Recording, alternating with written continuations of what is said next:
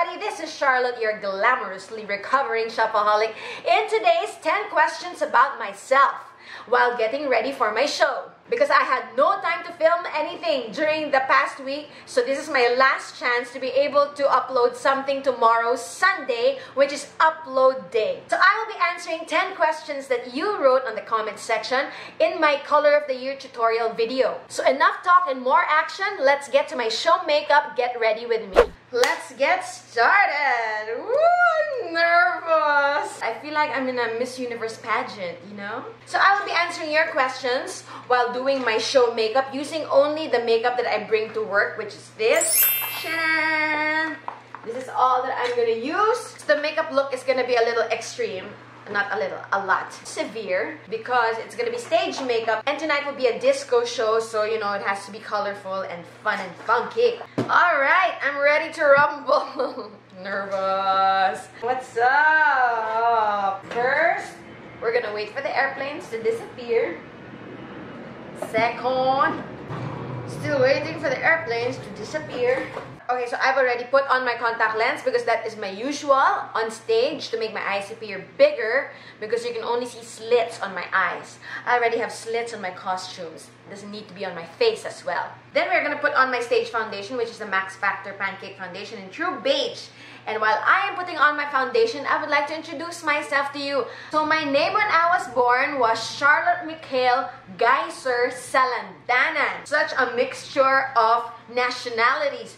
British for Charlotte, Michael Russian, Geyser German, and Salandanan Filipino. Filipino. Bebo, bebo, bebo, bebo. Speaking of Filipino, thank you so much for the very positive response on my Tagalog challenge. Go over on the episode before this and watch me bleed. But now that I'm married, my name is Charlotte Michael Salandanan Ferguson. So F means Ferguson.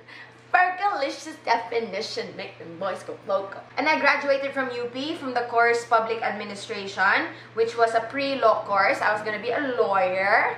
So I am the middle child of 3 girls. And I work as a professional singer and host, mainly in Resorts World Manila, but I also do other corporate events. And my girl group's name is the Singing Sensations, and I love them dearly.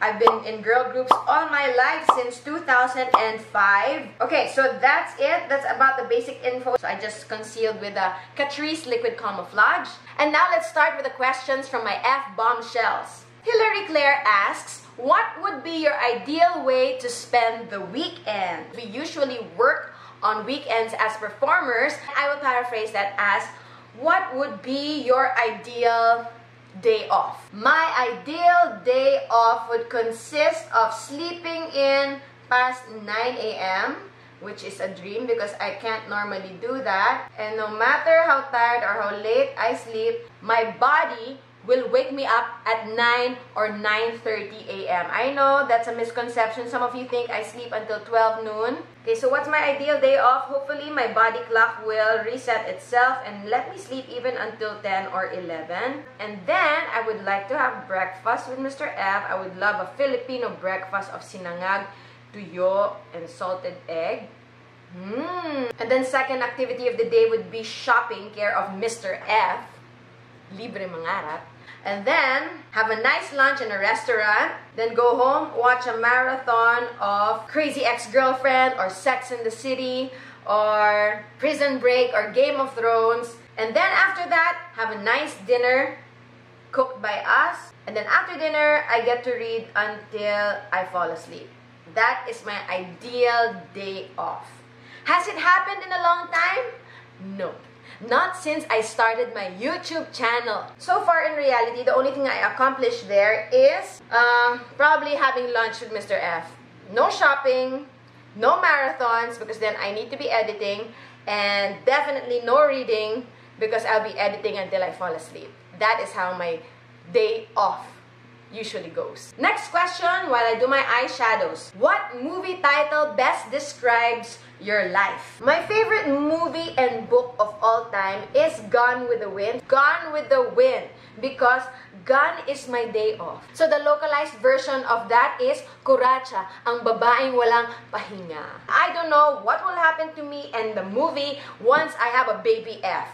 It will be The Walking Dead or Armageddon. So I just highlighted my brow with that Crayolan white shimmery thingy. And we are gonna go full color with my eyeshadow. This is NYX Primal colors. Either I'm overpacking my day or I just don't like to procrastinate. But every day is a busy day for me. There you go, we're done with the orange. Next question, are you usually early or late? Oh my gosh! I'm 99% early because that is my pet peeve, people who are late, because traffic is already part of our reality that cannot be used anymore as a special reason. We are moving on to the pink. So there is no such thing as being late because of the traffic. There is no such thing. I repeat, the only reason you were late is because you left your house late. That's it. Stop being a buzzer beater. That's not good for your health. You know, the stress of being nervous when you're about to be late. So that is unnecessary stress. Being late is a really horrible Filipino trait. That Filipino time, that should be scrapped out of our dictionary. So if there's one takeaway that you have in this video, I hope it is being aware of being considerate to other people's time. Respect other people's time. They don't want to use it waiting around doing nothing while waiting for you when they could be accomplishing so many things in their own time and in their own house. Next question. If you didn't have to sleep, what would you do with the extra time?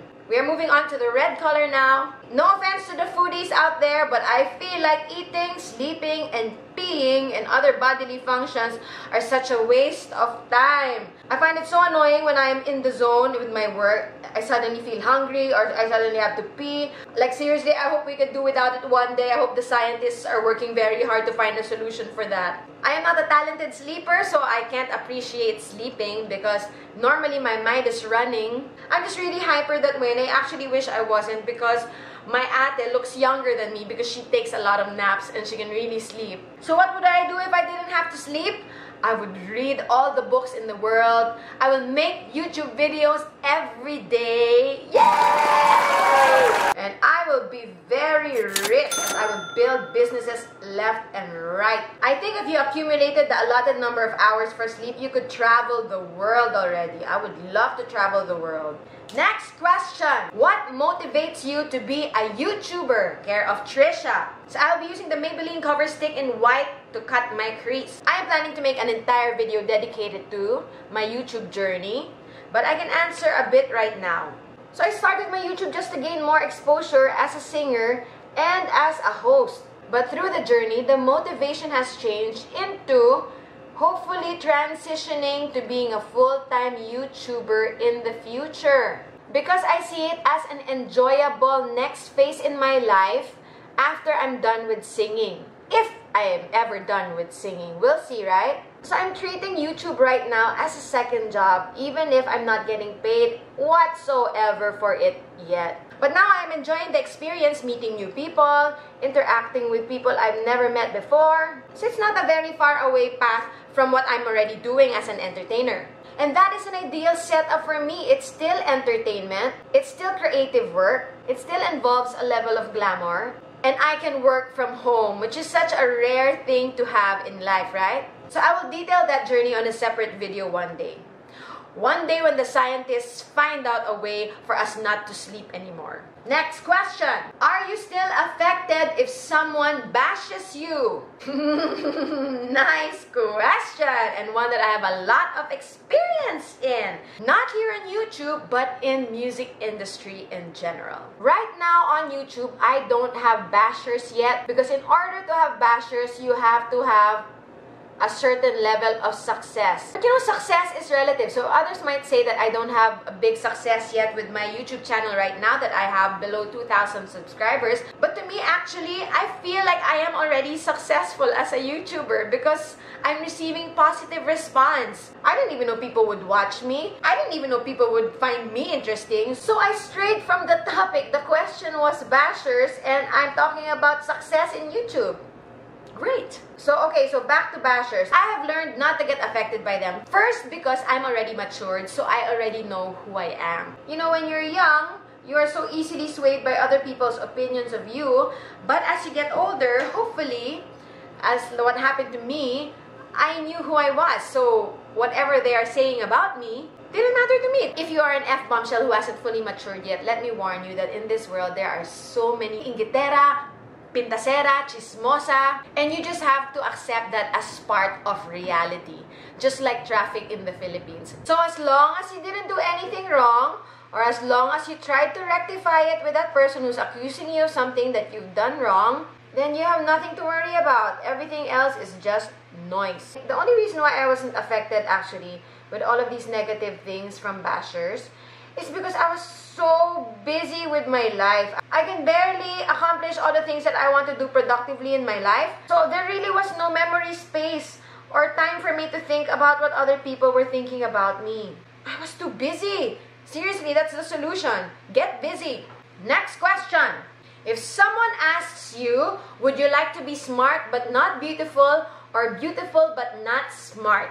What would you rather be? So, beautiful or smart? What would I rather be? First of all, Trisha, thank you very much for that question. That is a fantastic question. Back to the orange for my under eyes. I always want to be honest with you, my F bombshell, so I am not going to sugarcoat that answer. Honestly, in my experience, I have seen people advance in life more with their beauty than with their smarts. Don't kill me! This is where the halo effect takes place again. I keep talking about the halo effect. So if our overall impression of a person is that he or she is beautiful, then we also think that he or she is beautiful in character and in skills. So that is the advantage of being beautiful. People also think you're smart and that you're nice. Of course, in an ideal world, it would be better to be both. But if I had to choose one, gun to my head, I would choose being beautiful. I know the brain isn't a muscle, but it kind of acts like one in such a way that you can build it. You can body build your brain,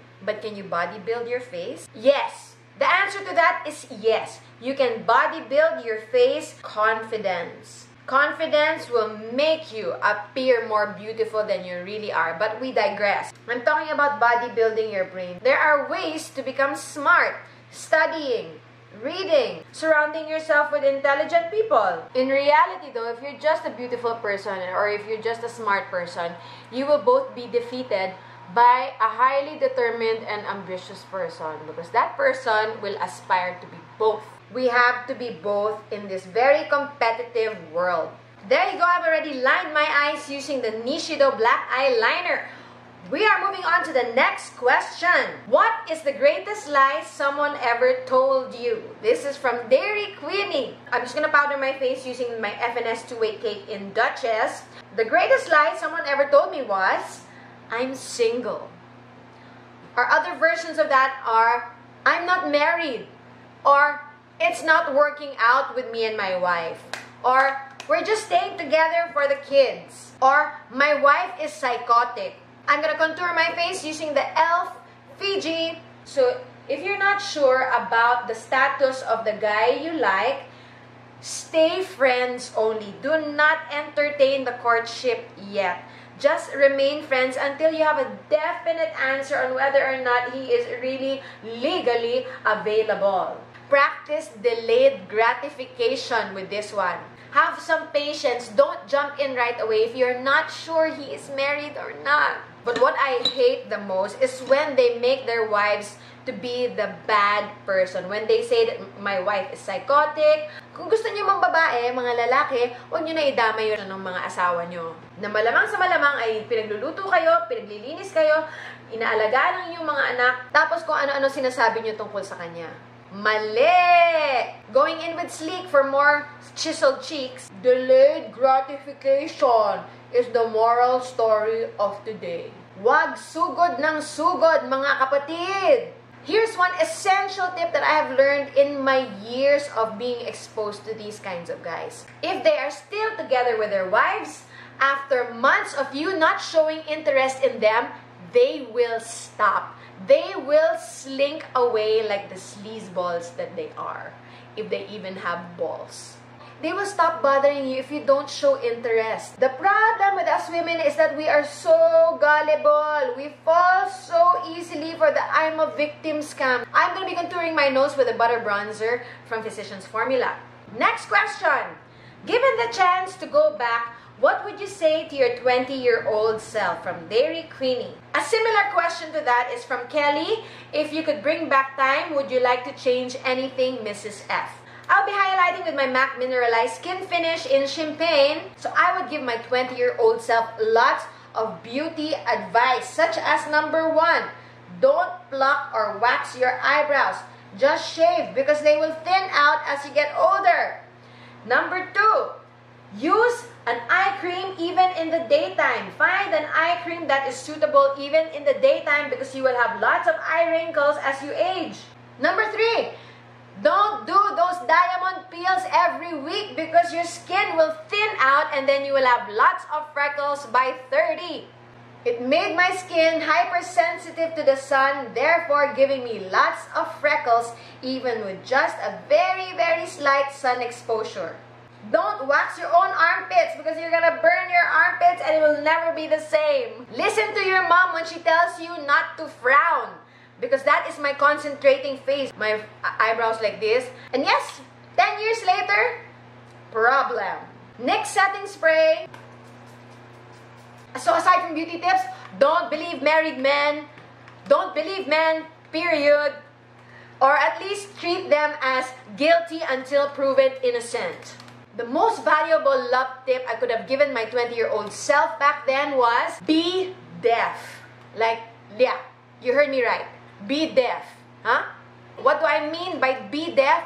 Talk is cheap. So many men keep opening their mouths and we keep believing everything that they say. Use your eyes. Watch what they do if they are consistent to what they say. Finally, I would have told my 20-year-old self to take either a music course, a performance course, or a business course because those are the courses that would have been very useful to me right now. Just putting on some glitter. Probably should have put this before my mascara, but hey, I'm not focusing on my makeup right now. Answering my last question, yay! From Dairy Queenie, love or career? And Hillary also asked, will you sacrifice your job for your love? Very nice question and something that a lot of my friends are dealing with. So I'll be using Essence Deeply Intoxicated Lip Liner and Jordana's Sweet Cream Matte Liquid Lip Color in Tiramisu. Okay, love or career?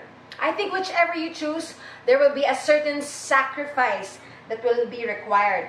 Well, one is definitely more temporary than the other, which has a potential for forever, but it doesn't mean one is more important than the other. It really depends on the person, on what he or she prioritizes. But if we're asking, or if we're talking about myself, I prioritized career when I was younger. I traveled with my band for more than 10 years to different countries, and as soon as I felt like I had enough in my bank account as a safety net, then that's when I decided to stop and settle down in Manila and build a home with someone. So if I continued traveling, I definitely would have amassed more wealth with my overseas contracts, but I knew when to say enough. So I concentrated on my career when I was younger, and when I got older and when I decided I do want to have the whole home, family, kids thing, then that's when I decided it was time for me to step back a little bit from the career. So it entailed a little bit of sacrifice. So I may not be earning as much as I could if I was traveling abroad, but at least now I could have both. I could have career and I could have my love with me.